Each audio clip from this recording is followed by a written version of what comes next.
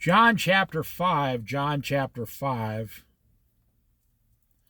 Got this foggy lake in front of us here. John chapter 5. Sometime later, Jesus went up to Jerusalem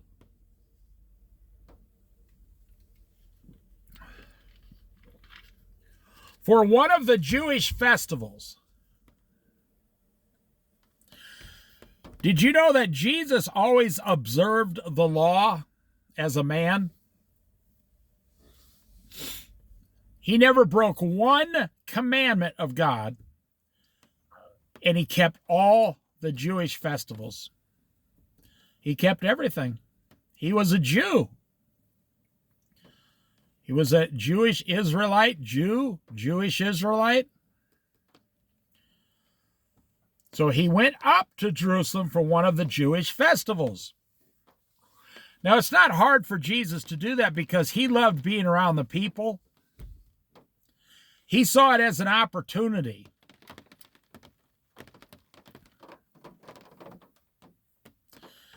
He saw it as an opportunity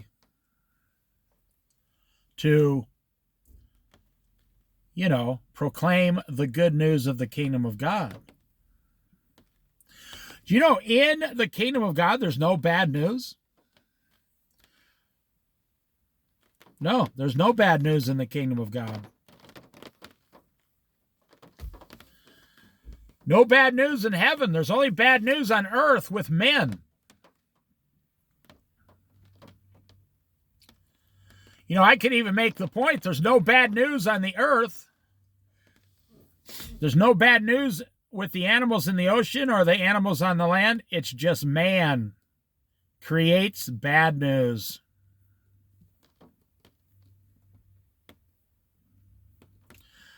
Now there is in Jerusalem near the Sheep Gate pool, a pool, which in Aramaic is called Bethsaida, and which is surrounded by 5 covered colonnades.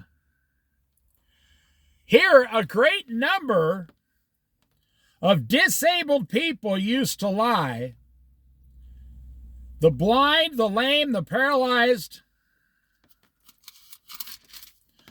One who was there had been an invalid, can't use his legs, for 38 years. 38 years, an invalid.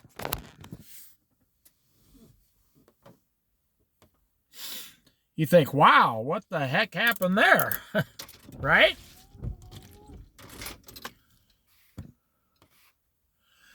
Now, let me tell you, if you don't believe that story, I got a story that's going to blow your mind completely out of the water, and I'll tell it to you. This is a true story. I know a guy, and I'm pretty good friends with this guy. He's slightly disabled, and now he's, very overweight.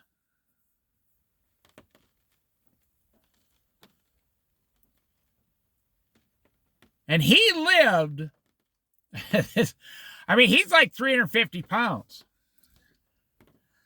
This is going to blow your mind. I guarantee you've never even known anybody that's come close to anything like this. He lived in a pickup truck for 12 years in the front seat. And he's a bit of a hoarder, H-O-R, hoarder, like the show Hoarders. He's a nice guy. I've never heard him say a bad or harsh word to anyone. He's a bit of a hoarder. He lives in the front of a pickup truck for 12 years. Okay, now check this out. The pickup truck is like a little small, like Toyota or one of those little tiny Toyota trucks. He barely fits behind the steering wheel. And the whole passenger side of the truck is full of things he believes he needs to collect. He's a hoarder. And I've known him for 20 years of the 22 years I've lived here.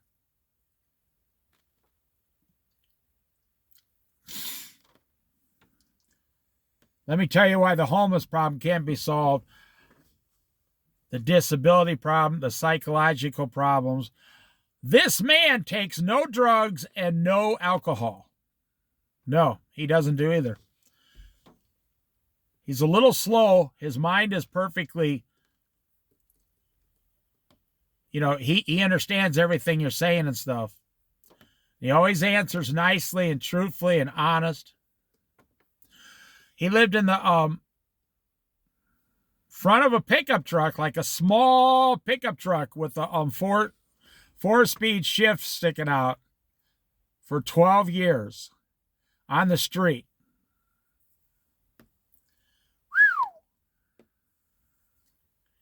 True story. I spoke to him 3 or 4 times a week. I've watched him live in that truck for 12 years. I'd swing around like once a week, say, hey, so-and-so, how's it going? Oh, I'm hanging in there. He's on disability, no job. Do you know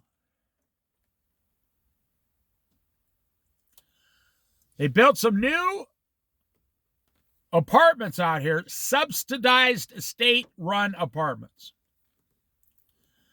And he got on one of those apartments for the first time in 12 years. He's been on the waiting list for over 6 years.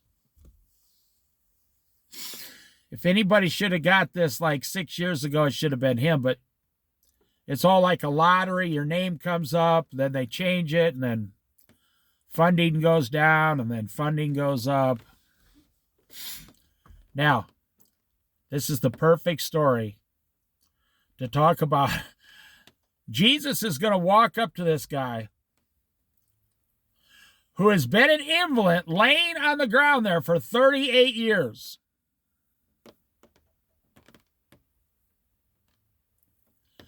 I want you to get 2 things out of this story. One is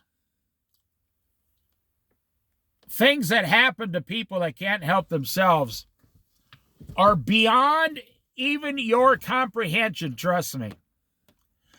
Could you imagine living by yourself as a single man, 350 pounds, in the driver's side seat of a truck for 12 years, and you've never laid all the way down to go to sleep?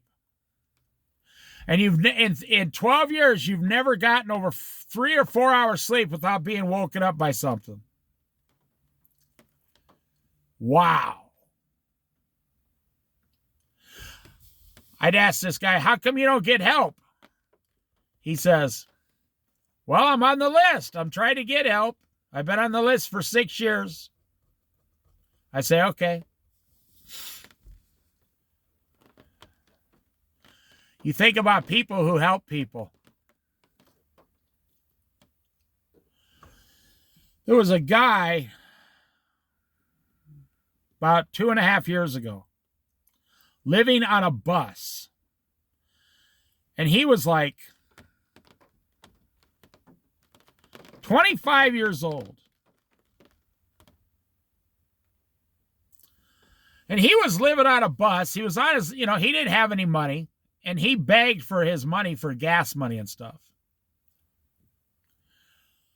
And so he used to come and park on the street in front of where we live. And his bus was so loud. Now, it didn't bother me. My neighbors didn't like it. But now check this out. This is the perfect situation. Jesus wants you to hear this story. I know the Lord's wanting me to tell you this story. Everybody on the bus I'm sorry, everybody in the neighborhood thought the guy in the bus was, pot smoking, dope smoking, hippie, whatever. Living on a bus, the magic bus, taking my magic mushrooms. So anyways, young 25-year-old kid. He sees the guy living in the truck for 12 years in the front seat. And at that time, the guy in the truck, his clutch went out. His clutch went out, and they wanted $600 to fix it. But at the time, the parts were only about, $60 to fix it. The guy, so he's stuck. The 12-year guy in the small, tiny little, like a Isuzu truck or whatever, he's stuck, right? This guy in the bus who has nothing gets off his bus, goes over to the guy in the truck and says, "Your clutch is out." And he says, "Yeah, I know my clutch is out. I got to somehow save $600 out of my, SSI disability to fix this. It's going to take him 3-4 months to save that much money." Doesn't know what he's going to do. The guy on the bus says, "I'll fix it for you for free. I grew up with my dad fixing trucks and clutches." Now, the people in the neighborhood think the guy in the bus is a scumbag, right? And the guy in the bus, he was just passing through. He had no reason to stop and help someone.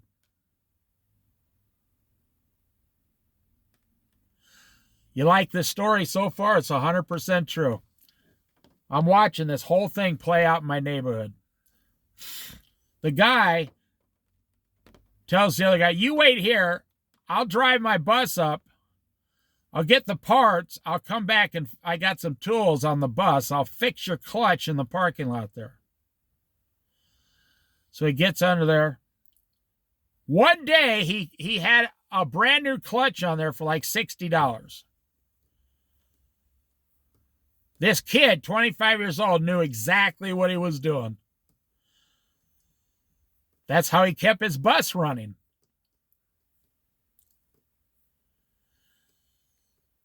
So some of my neighbors in the neighborhood were complaining. "Hey, did you see that guy out there on that bus? Why is he parking next to our windows and making all this noise?" I said, "Oh, I talked to him. He's a pretty nice guy. He's just going to be there temporarily. He's going to move on a couple days." I said, "I think he's helping the guy over there in the truck." They said, "We don't give a damn if he's blah, blah, blah, blah, the Pope and the, he needs to get out of here." They called the cops on him a couple times. I said, "Why don't you guys solve the problem the simple way?" And this is not the first time I've done this. I went out to the guy's bus when he pulled up to park there. I knocked at his bus. He comes, he thinks, okay, they're going to complain, call the cops. I mean, here's an old guy, he's looking at me. I said, "Yeah, so can I talk to you for a minute?" He said, "Yes, sir. What, you don't like me parking here." I said, "Listen, I got to tell you."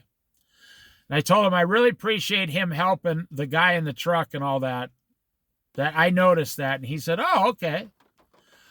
I said, "I don't care if you live here permanently. Noise doesn't bother me." I told him this was an opportunity to preach Jesus. I said, "I'm a Christian for Jesus Christ.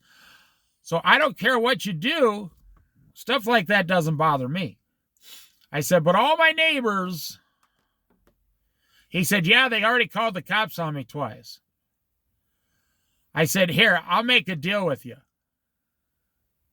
He goes, "What's that?" I says, It's very simple.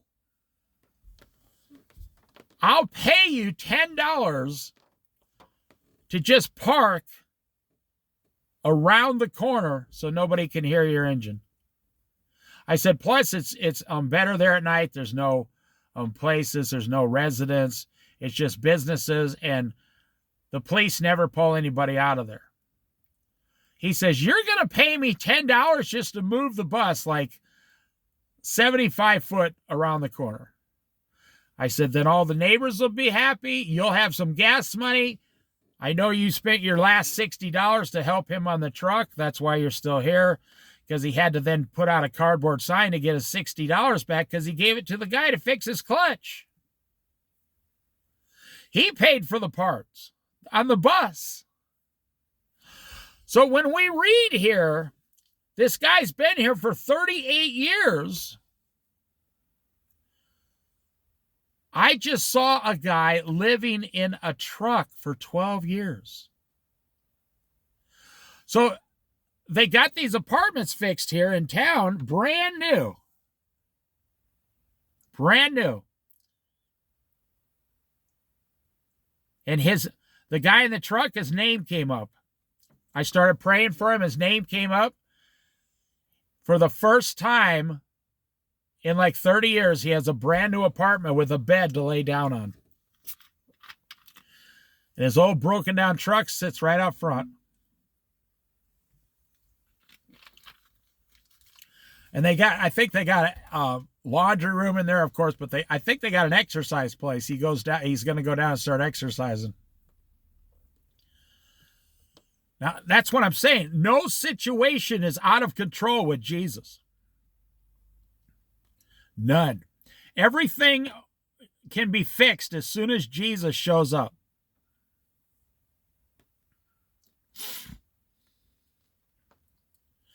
Now, don't you think that's a little ironic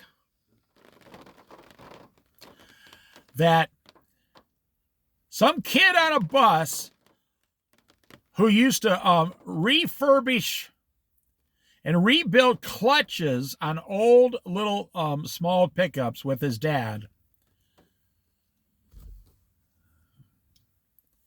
pulled right up next to a guy living in a truck who needed his clutch fixed?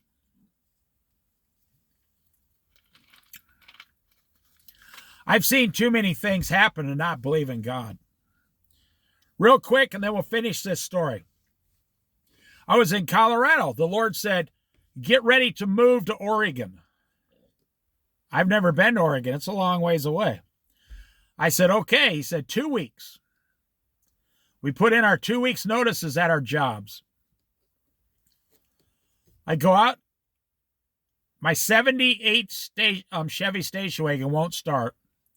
It needs a brand new carburetor. I didn't have the money. I used to have a picture of Jesus on the back of my car. And I got the hood up. It had a bent hood. It was a rusty car. Yeah, I drove that car to like 12 states. I paid $400 for it, and I kept it 4.5 years, and then gave it to somebody else for free. And they drove it down to California to go back and live with their mother so the guy could go into drug rehab. True story, 22 years ago. I go out. I said, okay, Lord, I don't have the money, so what am I going to do here?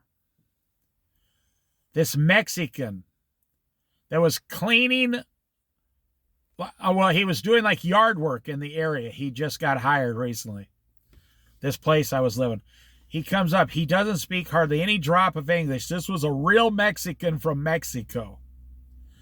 And I'm serious. I mean, he was old Mexican. He was like, so at the time I was 40 and he was like 65 and he was still working. And he had a wife. And he comes up to me and in broken English, and believe me, I can't even barely understand some people when they speak English. Look at that crane fly right across that, right in front of you. So he says, carburetor. Your carburetor's bad. I said, okay, yeah, right. I said, I need a new carburetor. He says, no, you don't need a carburetor. You need your carburetor cleaned and it'll run perfect. I said, no, they told me to put on a new carburetor. He says, no. They're like, no.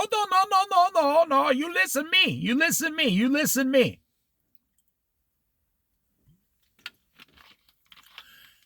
And I didn't trust him. He goes back and points at the Jesus picture on the back of the station wagon.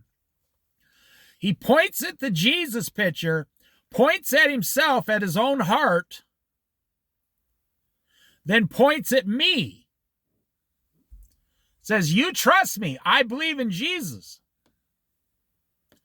I said, okay, that's all I need to hear. He takes the carburetor off the car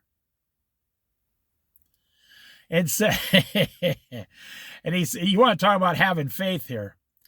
And I'm not bragging myself. I'm saying you got to have faith in this situation. He puts it in a bucket and says, I'll see you next week. He said, I'm going to go soak this in cleaner and scrub it every night for a week.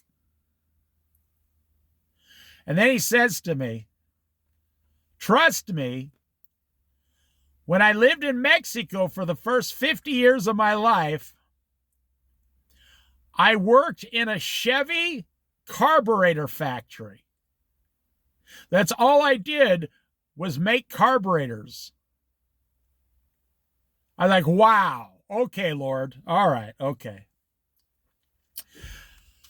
The guy living in the truck needed his clutch fixed, and a guy shows up on a bus, 25 years old, that everybody was judging, and fixed his clutch for free. Did a $600 clutch job for $60.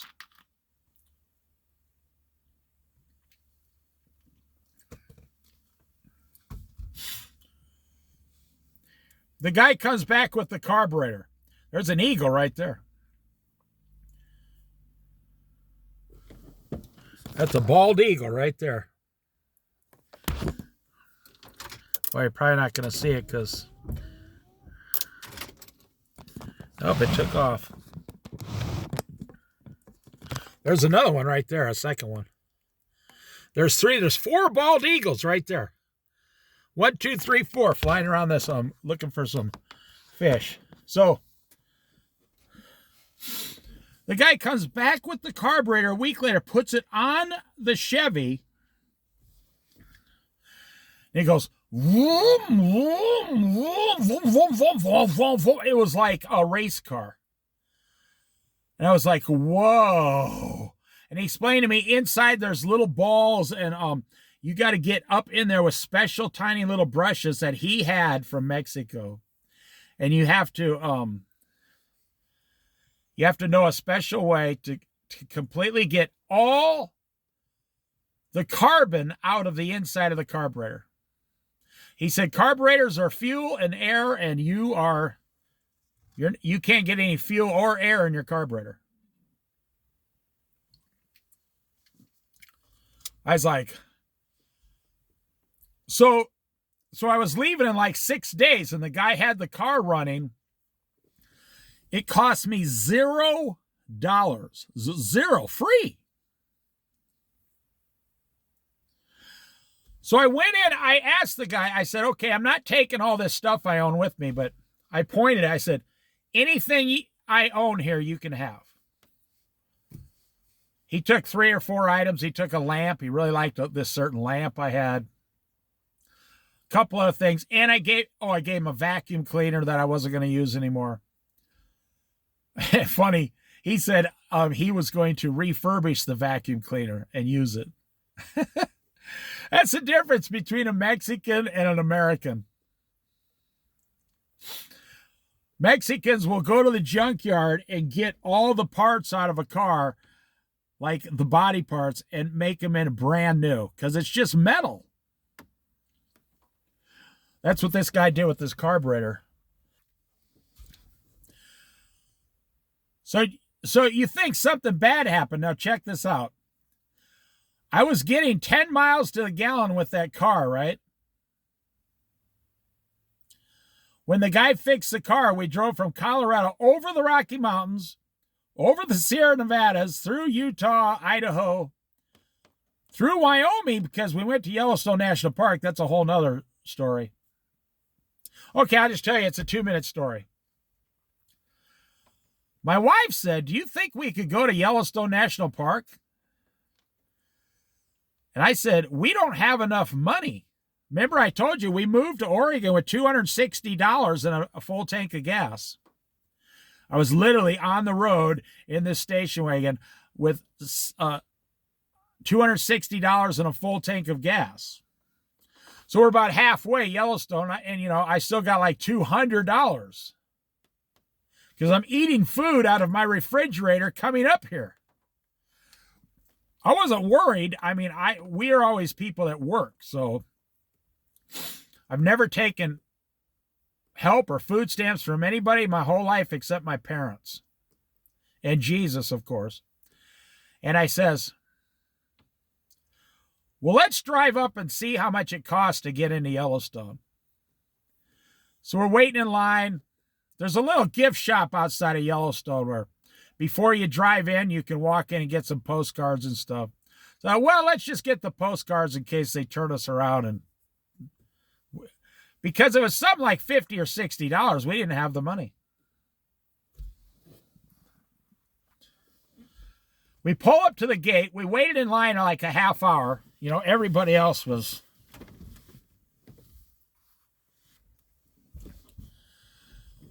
My window's down. You know, you got to roll it down. I says, yes, ma'am. How much is it to get in?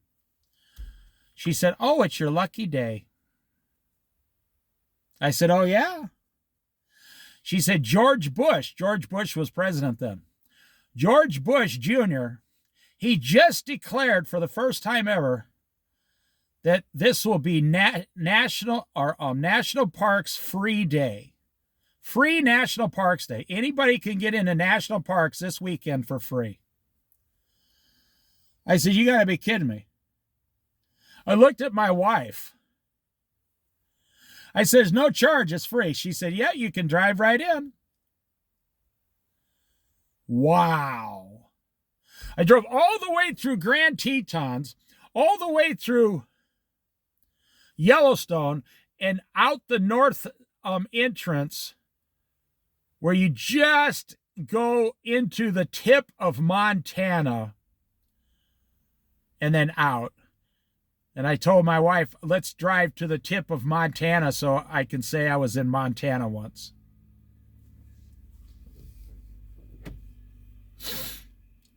So there's 3 amazing, miraculous stories. So now we'll finish the story. There's a man laying invalid for 38 years and he can't get down into the water, into the pool.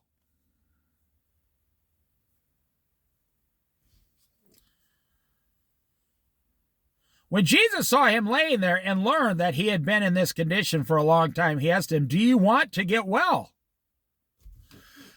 That's the most common sense question. The big fat guy living in the truck says, I say, don't you want an apartment? Well, they can't afford an apartment until they get subsidized housing. Because SSI only gives $800 a month. Well, it gives about $9 now, but back then it only gave like $830 or something. Like 8 years it only gave like $750. So if the government doesn't sign you up to pay most of your rent, and these guys, I know some of my neighbors pay, they get nothing but SSI and food stamps, which doesn't count against them, like $100 a month in food stamps for one person. And then they got, they pay like $140 a month. So they have $700 a month left to live on. And none of them have cars because you can't afford a car for all that. No. So when Jesus Well, let me back up. You see, when I talked to the guy in the bus, I said, I'll pay you $10 just to park over there. He was like, okay, no problem. He was a nice guy. Just to move 75 foot around the corner. He's like, okay. And I spoke to him after that. He says, hey, I parked. It is much nicer around the corner. Thank you. He says, you didn't have to pay me. I said, no, well, I wanted to pay you. And then, it all works out for everyone. It was only $10. A fish just jumped right in front of. No, that was a guy. He's fishing here. He threw his fishing rod out. Okay. I thought a fish jumped. So Jesus walked and said, do you want to get well? You try to solve the homeless problem in Southern California. It's not going to work. 50% of those guys don't want to go into the system.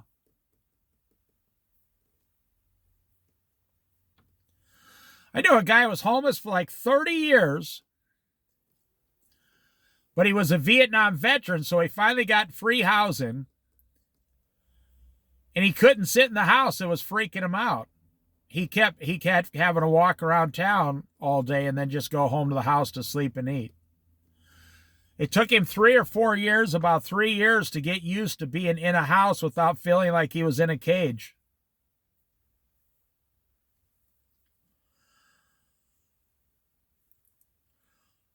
The man answers Jesus. Sir, the invalid replied, I have no one to help me into the pool when the water is stirred. While I am trying to get in, someone else goes down ahead of me.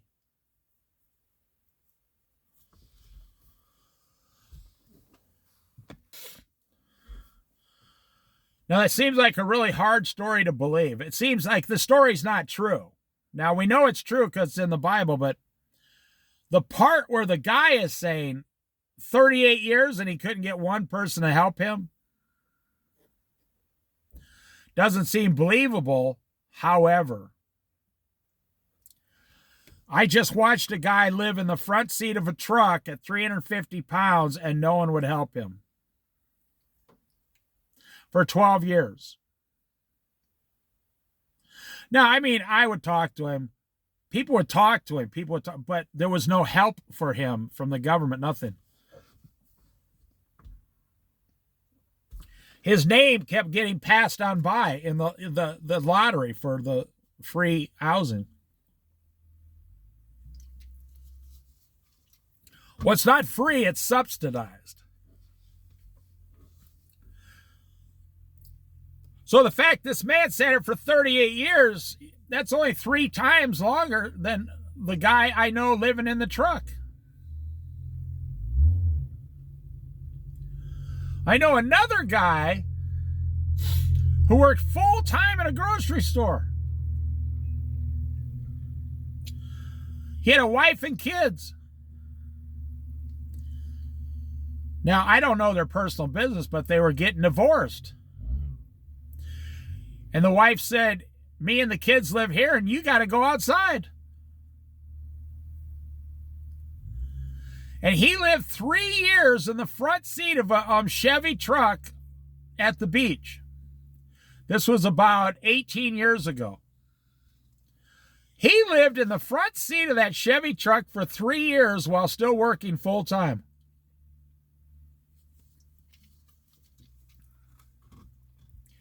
And about 60% of his check immediately went to his kids and child support. And he had nowhere to go. No one was trying to help him. So I believe this man when he says, no one's trying to help me. I mean, no one helps me.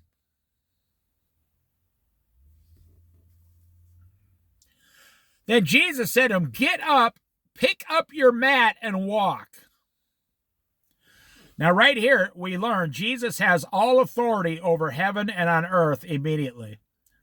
He never told the man to go into the pool. I mean, maybe it wasn't stirring at that time. I don't know, but Jesus, he had the power to make it stir. He didn't put him in there. He didn't rub mud in his eyes. He didn't spit in some mud and rub it in his eyes. The man didn't see trees. He didn't rub his legs. Jesus, this is the heart of Jesus Christ. You're going to find that out when you follow him, and you're going to find it out in heaven for sure. Jesus wants you to be healed completely and fully.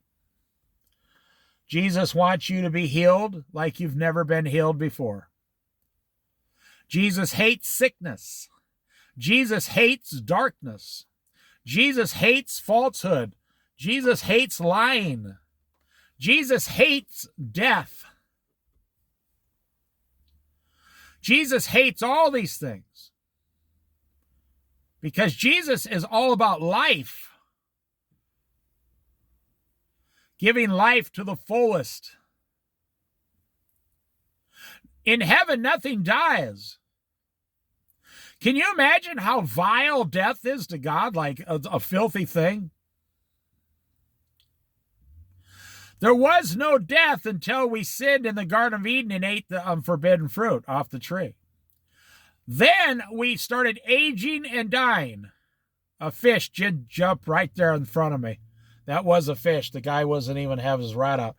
A fish, like a 6-inch fish, 5-inch fish, just jumped straight out of the water. You can back it up and look at the video. Jesus, God, the Holy Spirit, they hate death. 2 more fish just jumped right up in front again. Must be some mosquitoes down there. Skeeters. Why did God make spaghetti? I almost said spaghetti. That's funny. Why did God make mosquitoes? So fish could eat and birds could eat. Yeah, but you say, yeah, but mosquitoes, I don't like mosquitoes. Yeah, but you like birds and fish, right? You're on the earth. If you like looking at birds and you like eating fish, you got to put up with a few mosquitoes.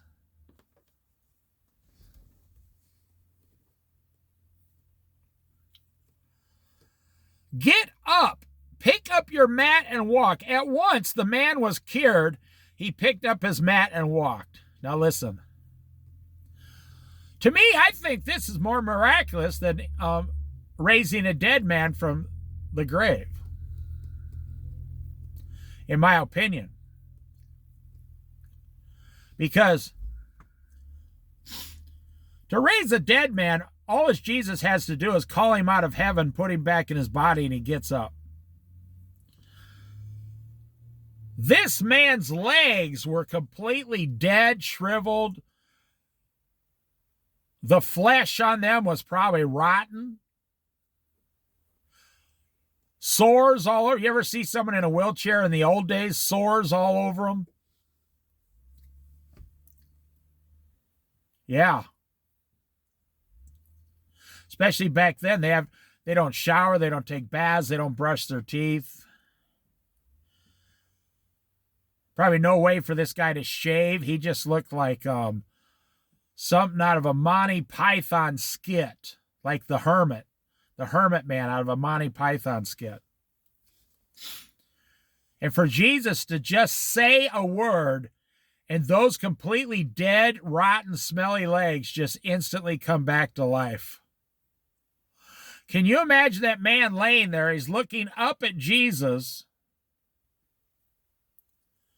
And he looks down and his legs are, boom, completely restored. Now, some people ask the question, I'll teach you something. Some people ask the question, yeah, but how does Jesus restore his back to when he was 18 years old? Or no. Jesus restores to the age the person is now. And I can prove that because there was the man with the shriveled hand, right? It said his hand was restored completely, equal to the other healthy hand. You can look it up. His hand was restored equal to his other healthy hand. So he didn't have one hand like 60 years old and one hand like 15 years old. No. They were both restored evenly. Well, that's what this man, I don't know how old he is, so 38, so let's say this happened when he was 20, so he's pushing 60 years old. So his legs were completely restored to where like a 60-year-old man could walk around if that's how old he was. It doesn't say he was born that way. Pick up your mat and walk, and his legs went whoosh. And the man instantly believed, hey, yeah, I can totally walk here. I just watched my legs completely get healed and revitalized. Perfect. So they asked him, who is this fellow who told you to pick up your mat and walk? Oh, we got to back up a minute. On the day in which it took place was the Sabbath, the holy day, not supposed to work. And so the Jewish leaders said to the man who had been healed, is it the Sabbath? The law forbids you to carry your mat. Because you know you're going to please God a lot more if you don't carry your mat as a homeless person.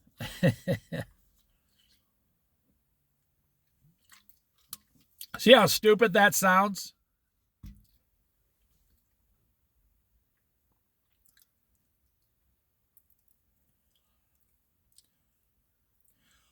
But the man replied, the man who made me well said, pick up your mat and walk. This man was instantly afraid of the Jewish leaders. I have a question. 38 years, those Jewish leaders never went down and threw him into the pool so he could get healed. Now, we're getting to it. Now, that's the real heart of this story here.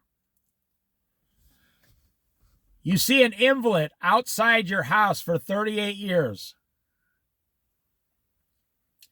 And you know the pool stirs like every once in a while, whenever it stirs. And all you have to do is throw someone in the water, and God allows the water to miraculously heal them. An angel comes down and stirs the water, it says. You telling me in 38 years, none of the mayor, the city councilmen, the leaders, the business owners, nobody in charge, and it wasn't when the pool just didn't stir. It stirred at an exact time every year. So they knew when it was going to happen. You tell me someone didn't.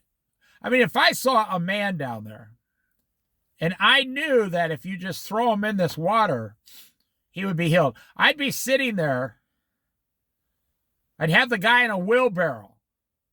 I'd say, okay, man, you ready? Okay, it's going to start stirring anytime. As soon as it does, I'm just going to throw you right in there, man. Of course. The real true story is the lack of compassion these people had for the invalid, paralyzed people in their town. That's the real part of the story you should hear. This guy living in a truck, I spoke to him every week for 12 years to make sure he was okay. The guy on the bus, the young guy on the bus that everybody was judging, he was the only one that had enough compassion to lay under the guy's truck and fix it.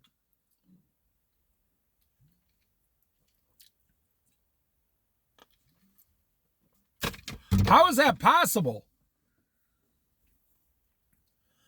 And then the people in the neighborhood, they got nice cars, tools, money. They could have helped him. So here Jesus comes along. And they think he's a filthy, worthless hippie. And Jesus has compassion on him.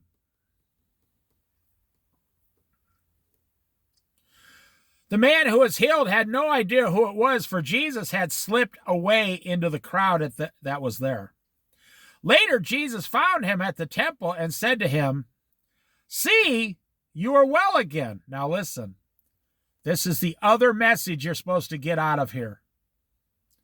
Stop sinning before something worse may happen to you.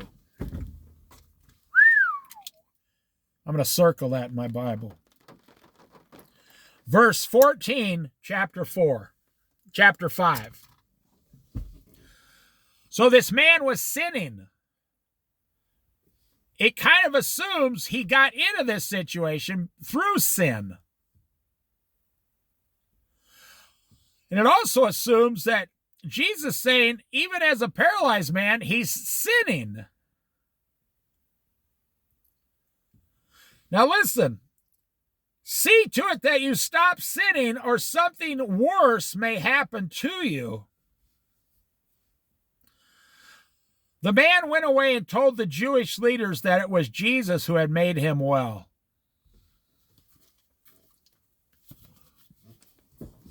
Now listen, I'll finish up here. It's easy to have compassion on your wife or something.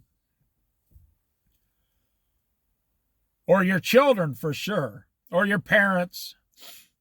Although it says in the last days, children will begin to hate their parents. I'm seeing that right now. Oh yeah. When's the last time you seen someone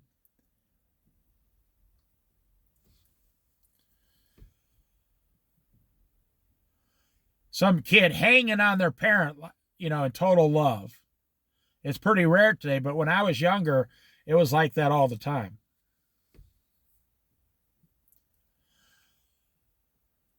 See, I loved my parents. I'd have done anything for my parents. And they loved me. My dad was a truck driver, and this younger truck driver, I don't know, this is 20 years ago. And he said, that he was going to kick my dad's ass. This guy was like 25. My dad was 55. He did not like my dad. I don't know why. And so it got pretty serious. This was at my dad's work. He said, "I'm kicking your ass, old man." My dad didn't say nothing to him. Said, "I have no idea why you don't like me." The young guy just didn't like him. And he says, "Well, I'll tell you what, before you do, I have to warn you about my one son." He was talking about me. He said, "If you beat me up, he's going to drive back here to Iowa and knock right on your front door." Which is true, I would have. Someone beating up your parents? Of course. The guy says, You don't got a son that'll do that." So the guy asked around to a couple other guys that knew my dad, and they said, "Yeah, he's got a son he'll be back here in about 3 days at your front door." And the guy never again spoke to my dad. He wasn't afraid of my dad, but he was afraid of walking out of his house one day with the garbage and someone breaks his legs, I'm not saying that's what I would do. I'm just saying that's what I'm saying. See, people get into situations. What did Jesus say? Stop sinning before something worse happens to you. Because sin, S-I-N, sin brings entities like spirits with it. And now if you're a believer and you sin, the spirit cannot go in you, but the spirit can hover around a believer's life and begin to start making your life miserable. What does Jesus say? Do not give the devil a foothold. You could also say, do not give sin a foothold. Do not give the devil a foothold. We don't know what this guy was doing. Maybe he was drinking. Maybe he thought, well, I'm in a wheelchair. The only thing left for me is to get drunk and high and just till I die. I've seen people like that. That's a sin. Throw your life away? That's a sin. That is a sin.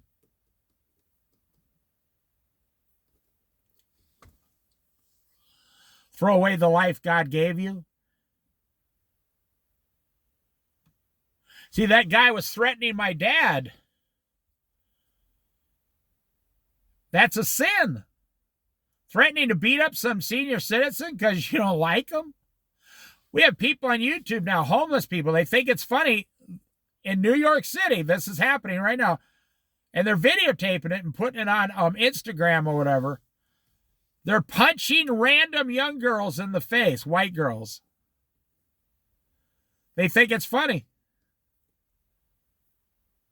You know how, like, online, you'll hear the comments, that girl needs to be punched in the face, or that guy's never been punched in the face, or there's homeless people walking around New York City right now, and when they walk by a girl, they'll just punch her square in the face, videotape it, and run away and put it online. We are living in some crazy times. So listen to what Jesus, there's two things here. Number one is compassion for those down below you. Now, I want to make it clear. The Bible is very clear when it says, if it's in your power. Like me, I got no power to change someone in New York or Florida or California or Washington State or Utah. I got no power. I got no power. My son now is 44 years old. I have no power to change him to do anything. I have no power over my neighbors, co-workers, nothing. I have no power. But if it is in your power, you know, the parable of the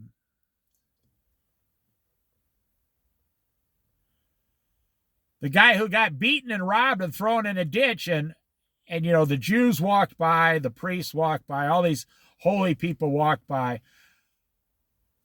But then a Samaritan, that's why the parable of the Good Samaritan, he came by, picked the man up out of the ditch, took him to a motel and fixed him. And then let him stay in the motel for a week at his own expense. Because it was in his power to do it.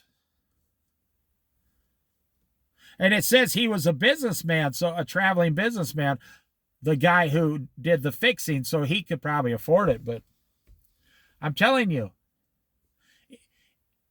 you look at Lazarus living at the gate of the rich man.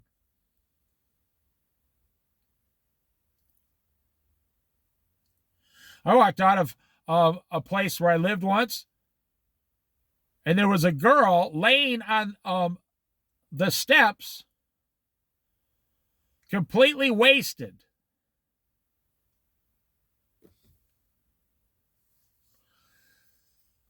I said, you can't stay here. She was like, I know. I mean, it literally took me a half hour just to get her to wake up. But later on, when I saw her, because you can't talk to someone when they're high, they won't remember anything you say. A few weeks later, when I saw her, I said, you know, go to this church, you can get help here, you can get help here. I wasn't judging her. I was saying, you can go here, you can go over here, you can go over here. See, it was in my power to try to help her. And she was a heroin addict, so she did not receive the help. She just went right back to the street to the heroin. She doesn't remember how she ended up on my steps at all. She no clue. Like the devil just picked her up and threw her on there to see what my reaction would be. Yeah, you're being tested. There goes another fish. You're being tested out there, YouTube. Believers.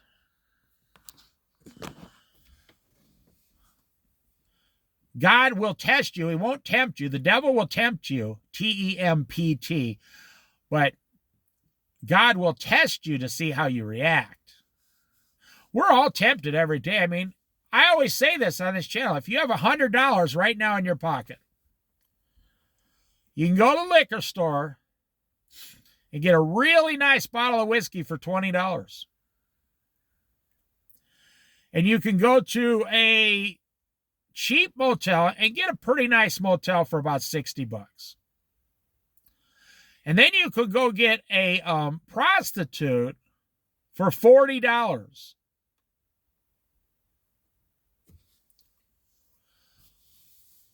I know. It's a sad world we live in. So I'm saying the temptation for sin and pleasure is always there. And as a Christian, I'm telling you, God will let you do it. You'll probably hear a voice. You've probably heard it before say, don't do that. What are you doing? Don't do that. I mean, the father told the prodigal son like 75 times, do not leave the house with the money. Didn't hear a single word he said. So if you're in a position where you just keep sinning and sinning and sinning, God will stop telling you not to do it, and he'll just let you destroy yourself until you come back and ask for help. So the first one is compassion here. Compassion. The first one is compassion. You all know I live in a small town of 10,000 people. And we have prostitutes here. On the Oregon coast, 10,000 people. They're on heroin. And I see the old guys pull up in their Cadillacs and pick them up and bring them back 3 hours later and drop them off on the street. It is so sad and so filthy. But that's what I'm saying. Compassion, compassion, compassion. And I will add, don't just have compassion on the poor people below you. Have compassion on the rich. So Lazarus lived at the gate of the rich man. The rich man went to hell. Lazarus went to heaven. Do you know if that rich man would have went down? You want to know how? This was before the cross, so this was the old law. Do you know that if the rich man would have went down to Lazarus and said, hey, Lazarus, what's your problem? Well, I'm poor, I'm sick, I'm covered in sores. Okay, Lazarus, get up. I hired a doctor. You go into town, the doctor's going to take care of your sores. That's going to take about 3 months. I'm a rich man, it's only going to cost me a few $100s. You go, I'm going to get all your sores taken care of down at the doctor. Do you know that's all he would have had to do, and he would have went to heaven for the rest of his life? Because it wasn't under the believe in Jesus Christ. It was under the law, the Old Testament law. That's why Jesus went into the belly of the earth for 3 days to preach. But that was the old law. There was no crucifixion yet. It literally was before Jesus about how you lived and believed in God and his laws and the Jews. Now check this out. So then a few weeks later, so Lazarus would have been gone, see, for a few weeks. That would have solved two problems. Lazarus had a place to sleep, and the doctor was taking care of him, and all his sores are gone. And say, okay, Lazarus, when you're done, when you're completely healed, come back and talk to me. So a few weeks later, Lazarus would have come back, and a rich guy could have said, okay, we need workers here. We're rich. We own a lot of land. We need workers to work the fields. So all the money I gave the doctor is free. I just did that out of compassion. But now for your food, you go report to foreman so-and-so, foreman Joseph in the Old Testament. You go report to him, or foreman Ishmael or whatever. And he'll give you a job, and you can start working and being a normal person again. and I will get you a set of clothing, and you can sleep with the other workers down in the like the shed. That's all he would have had to do, and he'd been in heaven. That's how I read it. All he would have had to do is take compassion on Lazarus, and he would be in heaven with Father Abraham the rest of all eternity. That's it. That's all he would have had to do. Now, maybe his older brothers, his other 5 brothers would have made, he said, I have 5 brothers on earth still. Maybe they would have made fun of him, whatever. All he would have had to do was show Jesus, I'm showing your servant Lazarus compassion. That's all he would have had to do, and he would have spent eternity in heaven. He is in hell. I'm not making fun of him. I'm only telling the story the way Jesus told it. He is in hell for all eternity because he showed no compassion to Lazarus.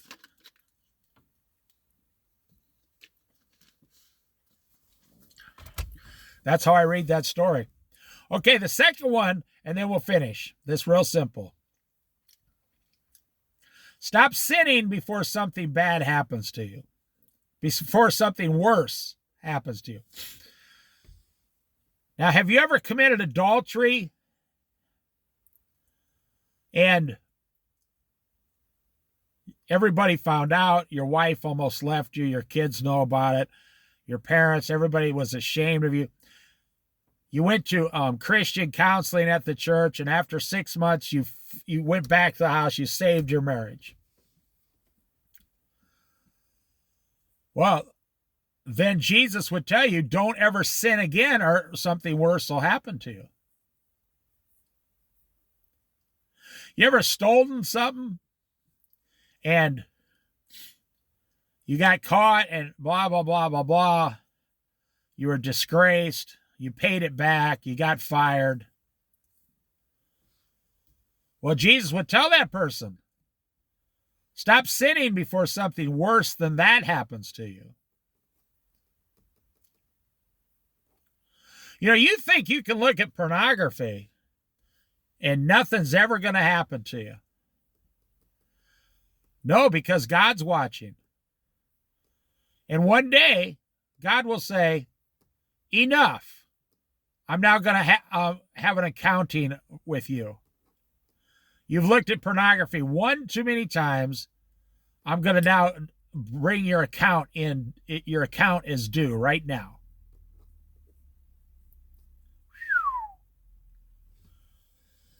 If you're thinking, if I'd have stopped pornography right then and there, I wouldn't, nothing, right, exactly. You know, this sounds stupid. It's a real bad example. Do you know the average person who robs a bank never gets caught? You can look up the FBI statistics. Now, I just saw it on a program once because I think the FBI is kind of cool, but the FBI, the way they go about things and stuff, the FBI, if you rob a bank one time, there's literally like a 92% chance you'll get away with it your first time. In other words, it's so easy to walk into a bank, hand them a note, they put $3,000 or $4,000 in a bag, and you walk out. They never see you again.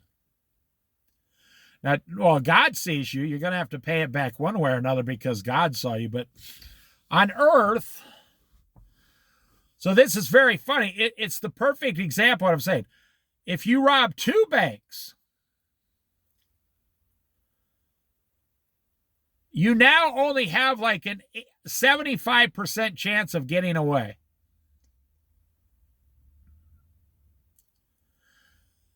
The people that rob banks, they have what's called patterns. And they stick to the same patterns because they're stupid, because they're bank robbers. They're stupid enough to rob a bank. You look at some of these cases, the guy's like, I spent 17 years in jail. How much money did you get from the bank? About $5,000. You gave up 17 years of your life for $5,000, question mark. They're like, yeah, well, I didn't look at it that way. Well, obviously. You gave up 17 years of your life for $5,000. You could have got a part-time job for 5 months and made $5,000. Just part-time. Just walking around outside.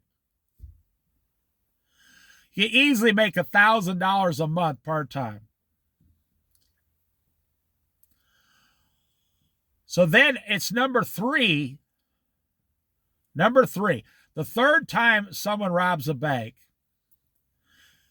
Because it's not like it was before. When you went to a bank 40 years ago, they might have had $100,000 in the register. I know, it sounds stupid, crazy, or in the drawer behind them or whatever. You go to a bank now, if you want something more than $1,000, they have to go back to the vault, tell the manager how much money. They don't have the money in their thing. They have to go back and filter it out, sign some things. It takes a while. They come back and they give you the money. If you go to a bank and say, I have a check here for $25,000 and I want to cash it and get all the money out, they will say, okay, we don't even keep that much money. We have to order it out. So that's why if you rob a bank today, if things don't go well, you literally might just get a few $100s.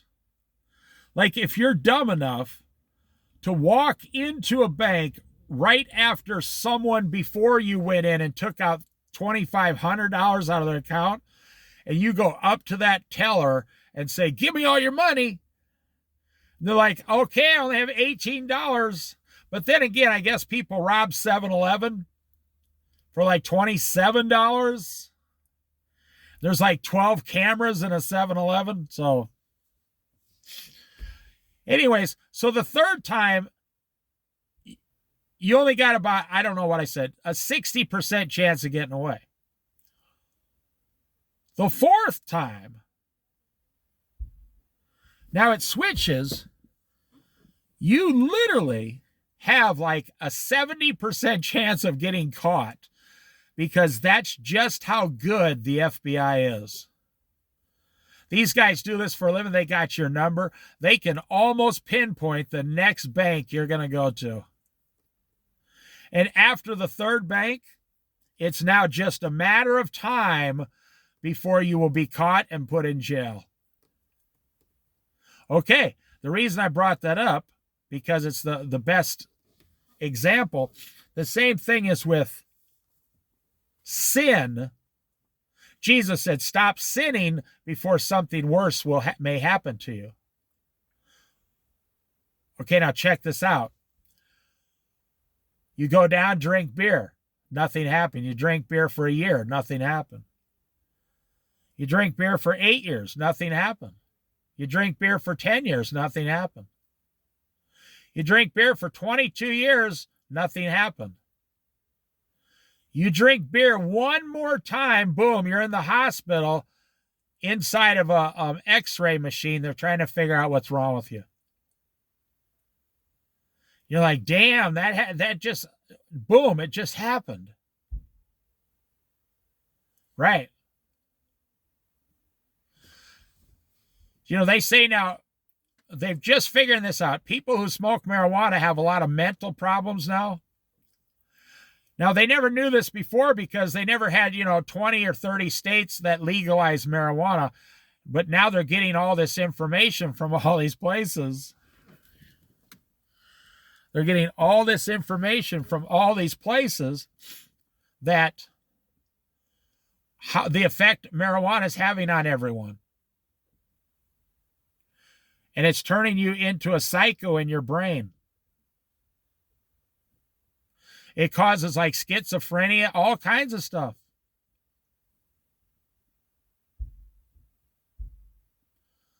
Another thing, that vaping, those kids that vape, They just smoke that nicotine all day and they say, well, we're just I'm trying to quit smoking. But that's not what it is.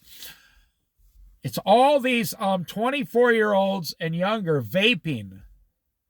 So they've never had anybody do this before. So they're just now collecting all the information, right? And they're finding that vaping is causing heart attacks in a lot of 24-year-olds. People, you're like, I'm cool, man. You notice how they walk up to like the Safeway or the Walmart, and they take a big, huge puff, and right before they get to the door, they're like, and they kind of look around to see who's looking at them so they can look cool, you know? Like, I look really cool if I got a bunch of smoke coming out of my mouth like a choo-choo train. It doesn't make sense. But anyways, what they're finding is vaping is like 25 times worse than cigarettes. And they add flavors to it, so the kids love the flavor. So they're they may have stopped that, I can't remember, but so they're vaping, or you can put additives in there too. So they're vaping, and they're finding out now, why are all these 25-year-olds having heart attacks on the street? And when, the doctor talks to them, does the survey, fixes them, and they like, yeah, I'm a vapor, I vape. It's the one thing they all have in common, they vape. So what did Jesus say? What's the first one? Was compassion, the first lesson. The second lesson, stop sinning before something worse happens to you.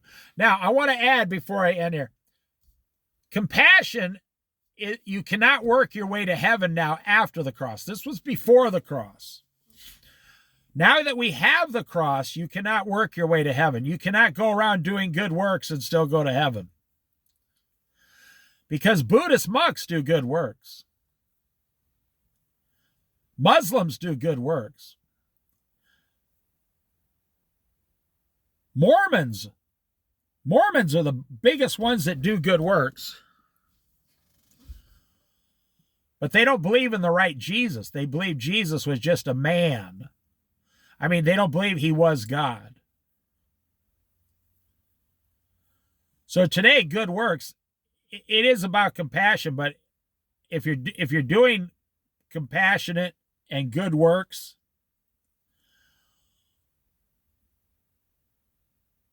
you're not guaranteed to go to heaven. You only go to heaven because of Jesus, believing in Jesus Christ as your Lord and Savior. That's the only way you're going to get there.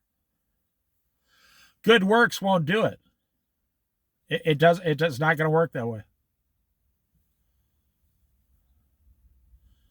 I just saw an eagle on the other side over there dive down and get a fish by the sand and fly away.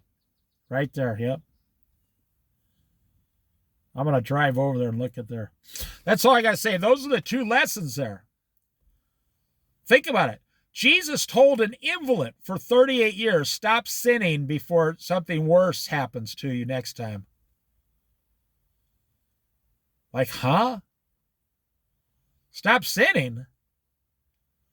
That's quite a thing to tell a guy who was just healed like that. That's what Jesus is telling you today. You. Stop sinning before something worse happens to you.